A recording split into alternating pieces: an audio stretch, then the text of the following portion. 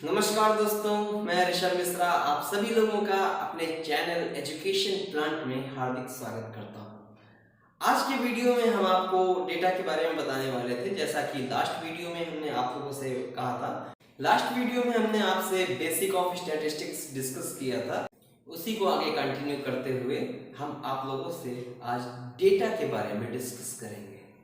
तो ये डेटा है क्या? डेटा के बारे में हम बहुत जगह सुनते हैं, नाम तो कई जगह सुना हुआ है, लेकिन क्या इसका सेंस हर जगह एक ही रहता है? लेकिन ये है क्या? हम अगर सांख्यिकी के अंतर्गत डेटा को जाने या आंकड़े को जाने तो ये आंकड़े हैं क्या?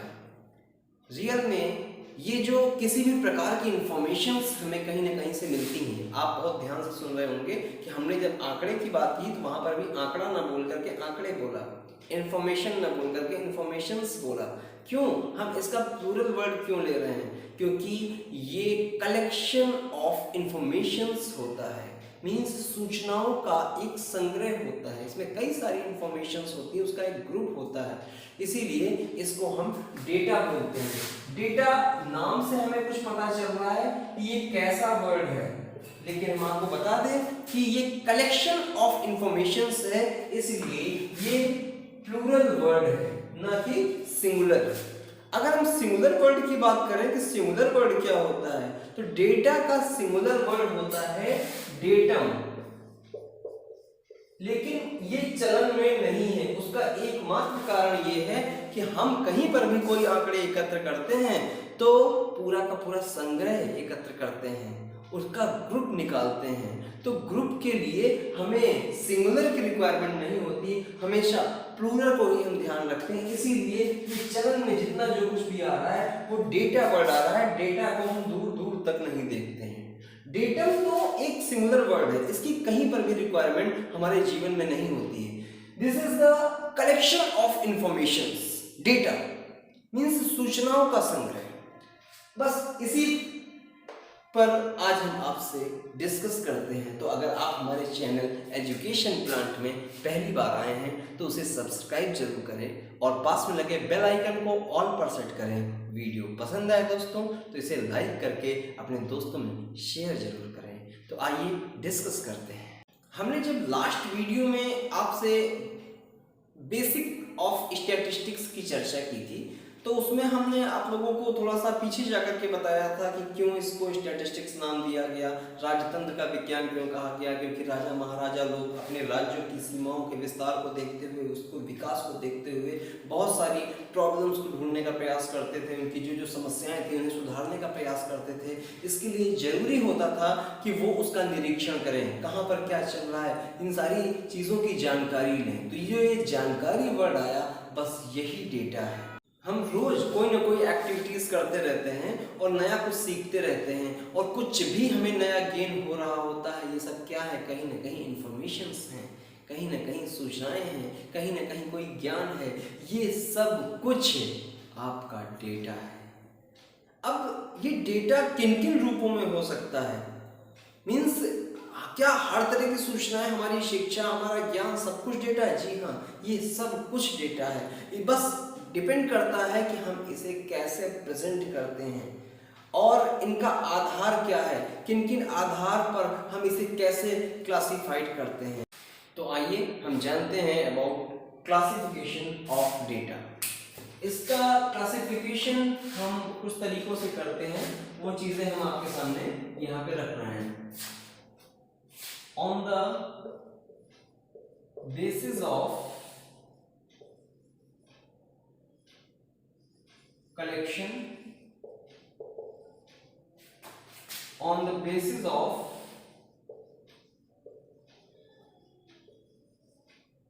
observation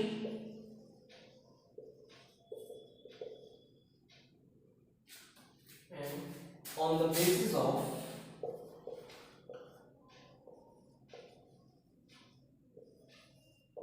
presentation।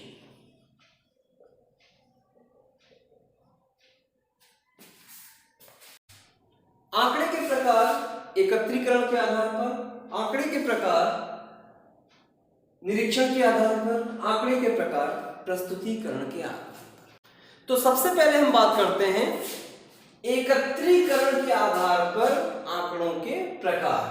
तो ये हमारे टू टाइप्स के होते हैं। एक होता है primary data and secondary data.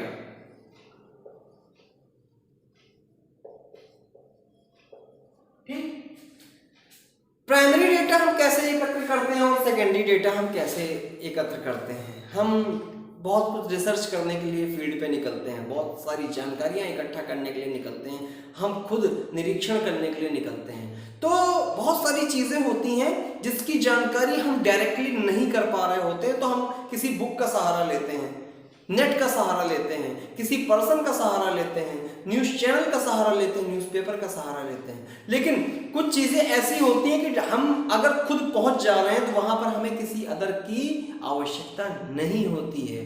तो जहां पर हमें किसी भी चीज़ की आवश्यकता ना हो, किसी भी सहारे की आवश्यकता ना हो, सिर्फ हम अपने खुद के ज्ञान, और ज्ञान प्राप्त करने का साधन कौन है? हमारी ज्ञानेंद्रियां। मीन्स हमारे पांचों ज्ञानेंद्रियों के माध्यम से जो कुछ भी हम गेन कर पाते हैं, जो भी इंफॉर्मेशन हमें मिल पाती हैं, वो हमारा प्राइमरी डेटा की कैटेगरी में आते हैं।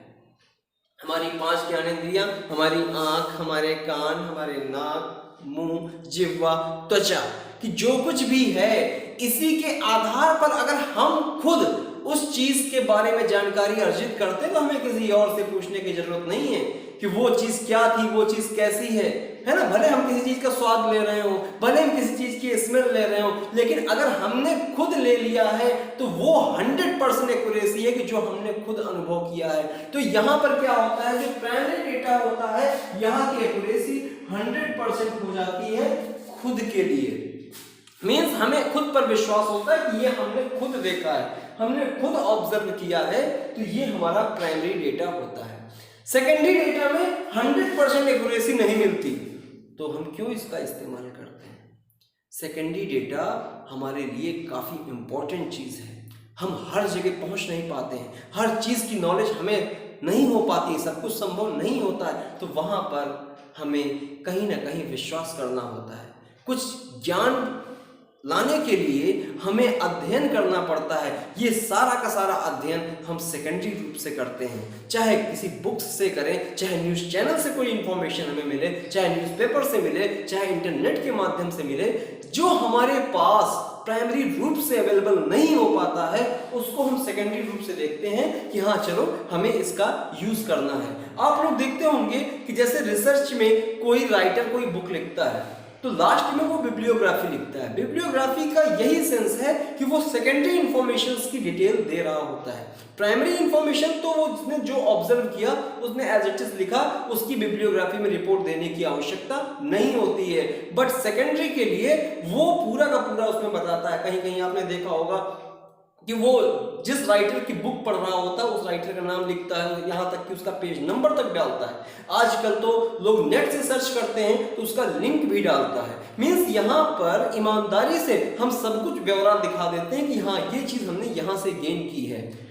इस पर अगर आपका कभी इंटरव्यू भी होता है, आप आसानी से वहां बता भी सकते हो कि हाँ ये चीज मेरी बिब्लियोग्राफी में दी हुई है, ये चीज मैंने वहां से ली है। जो चीज आप बिब्लियोग्राफी में मेंशन नहीं कर रहे होते हैं वो पूरा का पूरा आप पर आ जाता है, उसके आप स्वयं जिम्मेदार होंगे कि हाँ आपने कहां पर जाकर कैसे ऑब्जर्व किया और उसकी पूरी की पूरी डिटेल आपको देनी होगी। इसलिए सेकेंडरी के लिए हमारे जीवन में बिब्लियोग्राफी का बहुत ही अधिक महत्व है, क्योंकि ये हम खुद ऑब्जर्व नहीं कर रहे, किसी न किसी माध्यम से हम लेकर अपने साथ आ रहे हैं। अब हम बात करते हैं on the basis of observation, means निरीक्षण के आधार पर आंकड़ों के प्रकार। तो ये भी हमारे टू टाइप्स के होते हैं, क्वालिटेटिव एंड क्वांटिटेटिव।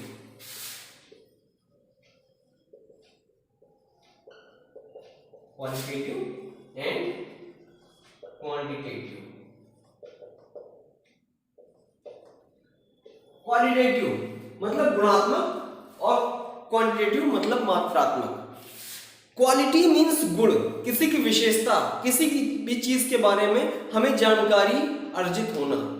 तो कभी कभी हम जब देखते हैं किसी भी चीज का ज्ञान हमें मिलता है, उस चीज की विशेषता के बारे में हम जानते हैं, उसके गुणों का बखान करते हैं, तो वो सब क्या होता है, क्वालिटेटिव के अंतर्गत आएगा। हम कहीं पर भी गए, हमें किसी ने उसकी इंफॉर्मेशन के बारे में बताया, किसी की स्टोरी बताई, जो कुछ भी है वो सारा का सारा क्वालिटेटिव आएगा। हम किसी भी एग्जाम में बैठते हैं तो वहां पर अपनी क्वालिटी को प्रस्तुत करते हैं, या किसी के सामने हम स्वयं प्रस्तुत होते हैं तो वहां पर भी हम अपनी क्वालिटी को ही प्रेजेंट करते हैं।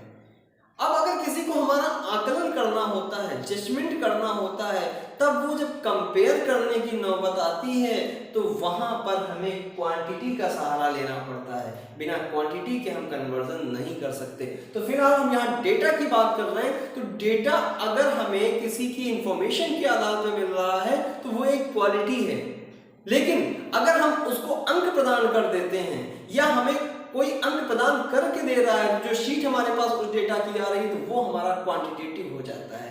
जैसे अभी हमने एग्जाम की बात कही कि आप जब एग्जाम में आंसर्स को लिख कर आते हैं, आप अपनी क्वालिटी प्रेजेंट करके आए हैं, और जब रिजल्ट की नौबत आती है तो बिना उसे क्वांटिटी में कन्वर्ट करके आपका रिजल्ट डिक्लेयर नहीं किया जाता है।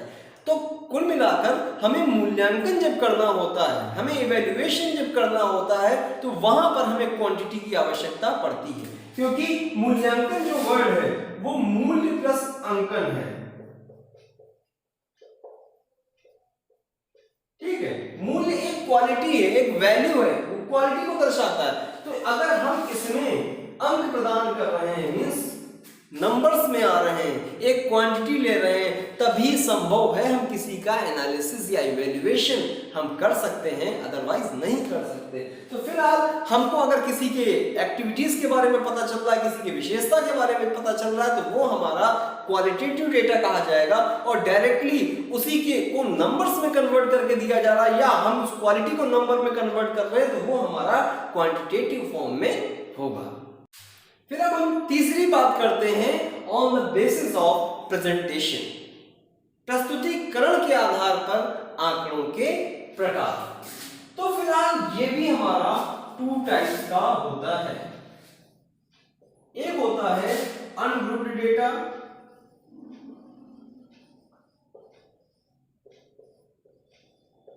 और दूसरा होता है ग्रुप्ड डेटा।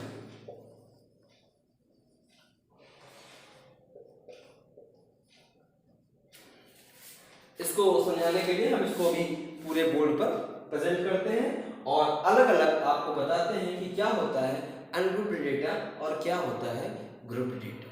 यहाँ प्रेजेंटेशन के आधार पर हमने आपको डेटा के 2 प्रकार दर्शाए हैं, ungrouped data and grouped data. Ungrouped data फिर से 2 तरीके के होते हैं, एक होती है continuous series and discrete series, और ग्रुप डेटा हमारे 2 टाइप्स के होंगे, exclusive form of class interval and inclusive form of class interval. अब हम बारी बारी से इन सभी को एक्सप्लेन करेंगे जिससे आपको आसानी से क्लियर हो सके। अनग्रुप्ड डेटा नाम से ही पता चल रहा है, अवर्गीकृत, जिसका कोई समूह ना हो, जिसका कोई ग्रुप ना हो, वो हमारे अनग्रुप्ड डेटा होते हैं, मतलब सभी का इंडिविजुअल स्कोर हो। तो ये था क्लासिफिकेशन ऑफ डेटा। अब आगे के वीडियोस में हम आपको इसको अलग अलग एक्सप्लेन करके विद एग्जांपल समझाएंगे, जिससे आप किसी भी प्रकार के न्यूमेरिकल्स को आसानी से कर सकें, और वो हमारे लिए न्यूमेरिकल का बेसिक पार्ट होगा, जो कि हम डेटा का आपको एक एक करके उदाहरण के साथ इन सबके स्कोर्स लेकर के आपको हम बताएंगे।